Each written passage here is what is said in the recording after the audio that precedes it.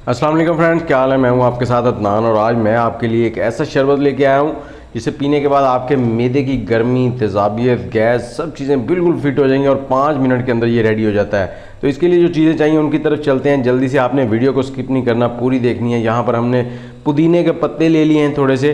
ये हम 2 ग्लास का शरबत बना रहे हैं, तो इन पुदीने के पत्तों को पहले हमने अच्छे से वॉश कर लिया था ताकि इनके ऊपर जो मिट्टी वगैरह है वो ख़त्म हो जाए। इनको डालेंगे मिक्सी के जग में जिसमें हम मिल्क शेक बनाते हैं और साथ ही इसमें डालेंगे 2 चम्मच चीनी हस्बे जायका, आप कम ज़्यादा कर सकते हैं। और साथ ही हमने थोड़ा सा काला नमक डाल देना है हस्बे जायका।